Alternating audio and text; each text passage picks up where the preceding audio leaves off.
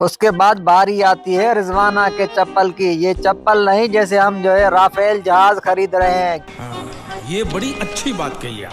ये सब लोग शॉपिंग करते हैं तो हमारी ये भांजी हैं वो भी कह रही हैं कि हमें भी शॉपिंग कराओ, हमें भी ईद अच्छे से करनी है। तो वो जैद भाई उनको लेकर आए हैं, वो बहुत जिद कर रही थी। अभी हम उनको लेके जा रहे हैं, तो आपको दिखाएंगे कि कौन सी चीज़ वो लेती है कौन सी नहीं लेती। तो हाँ तो दोस्तों, जैद भाई आ गए उनको लेकर। ये आ गए हैं। हाँ जैद भाई, क्या हाल है? ओके, बिल्कुल ठीक ठाक। आप हाँ सुनाओ। भाई, आ गई। अभी इनको शॉपिंग कराने चले।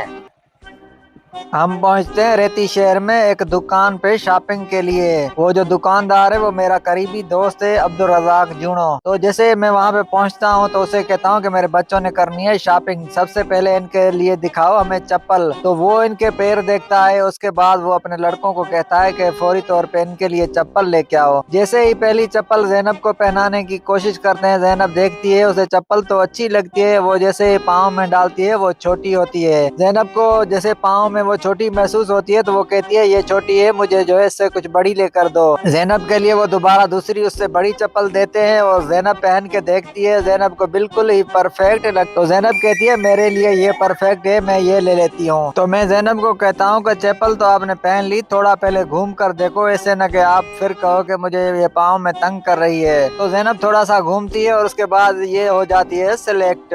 उसके बाद बारी आती है रिजवाना के चप्पल की। ये चप्पल नहीं, जैसे हम जो है राफेल जहाज खरीद रहे हैं, क्योंकि हमें पता है कि रिजवाना को कोई भी चीज पसंद नहीं आती। कम से कम 1000 चीजें निकलवाएगी, उसके बाद ही कोई चप्पल उसे पसंद आएगी। ये जैसे ही पहली चप्पल वो पहनती है, चप्पल उसके पाँव में खूबसूरत भी लग रही होती है, परफेक्ट भी होती है, लेकिन उसे पसंद नहीं आती। इस तरह रिजवाना कोई 20 से 30 चप्पलें चेक करती है, लेकिन आखिर में उसे जाके एक चप्पल पसंद आती है और हमारी भी टेंशन खत्म होती है और दुकानदार जो मेरा दोस्त था उसकी भी टेंशन खत्म होती है। चलो खैर, चप्पल तो खरीद ली। उसके बाद एक बड़ी जंग शुरू हो जाती है। रिजवाना कहती है कि मुझे सोने का हार लेकर दो। मैंने कहा बेटा रेती में कोई भी सोने के हार नहीं होते, लेकिन ये नकली हार पड़े हैं, जो भी आपको पसंद आता है वो ले लो। तो जैसे ही हम हार पसंद करना शुरू करते हैं, एक दिखाता हूँ, दूसरा दिखाता हूँ, तीसरा, चौथा, पांचवा, छठा, सातवां, आठवां, 10वां, 12वां, 13वां, 14वां, 15वां, 17वां, 18वां, 20वां, तो आखिर में जाके एक पसंद आता है। रिजवाना को जैसे ही हार पसंद आया तो जैनब ने भी फौरी तौर पे अपना हार पसंद कर लिया और 2 हार हमने खरीद लिए।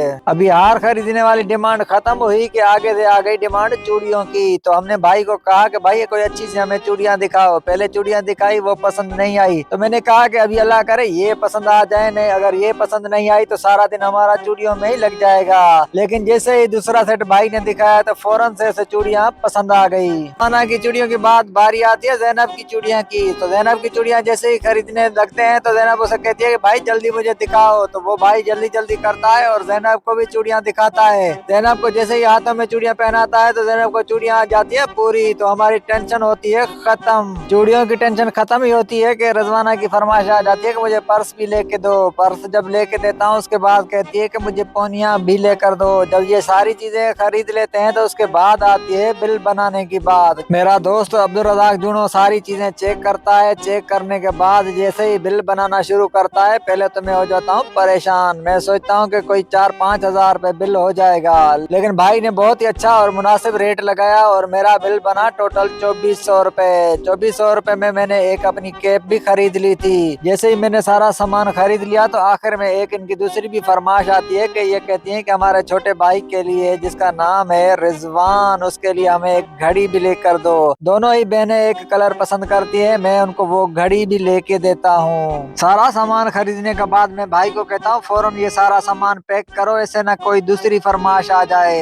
बच्चों की तो फरमाइश नहीं आई, वहाँ पे मेरी फरमाइश आ जाती है। मैं भाई को कहता हूँ कोई अच्छी सी कैप दिखाओ। ये काफी सारी भाई कैपें सामने रखता है, मैं एक पहनता हूँ, दूसरी, तीसरी, तो आखिर में मुझे भी एक पसंद आ जाती है। मैं जब वो पहनता हूँ तो बहुत ही मुझे अच्छी लगती है, मैं वो कैप भाई से खरीद लेता हूँ। तो ये सारा ही सामान खरीदने के बाद आती है आखिर में बारी बिल की। तो मैं जब बिल भाई से पूछता हूँ तो वो कहता है कि कैप समेत समेत आपका बिल हुआ पूरे 2400। तो मैं जेब से 5000 का करारा नोट निकालता हूँ और उसकी तस्वीर भी बनाता हूँ, उसके बाद दे देता हूँ भाई को। भाई 5000 में से पैसे काट के बकाए दे देता है मुझे। मैं अपनी कैप पहन के वहाँ से निकल लेता हूँ। तो अब हम जाएंगे आगे जूस पीने। मेरी यही कोशिश होती है कि इनको आगे से पोली का जूस लेके दूं और वो पीते पीते हम बाइक पे घर चले जाएं, क्योंकि रात होने वाली थी और जो सूरज था वो गरूब हो चुका था। जैसे ही मैं वो दुकान पे जाता हूँ, उसे कहता हूँ कि पोली जूस दो, लेकिन उसके पास नहीं होते। उसके बाद फिर हमें वापस आना पड़ता है और जैसे ही हम वापस आते हैं तो इस भाई को कहते हैं कि जल्दी से फाल से के अच्छे से जूस बना कर दो।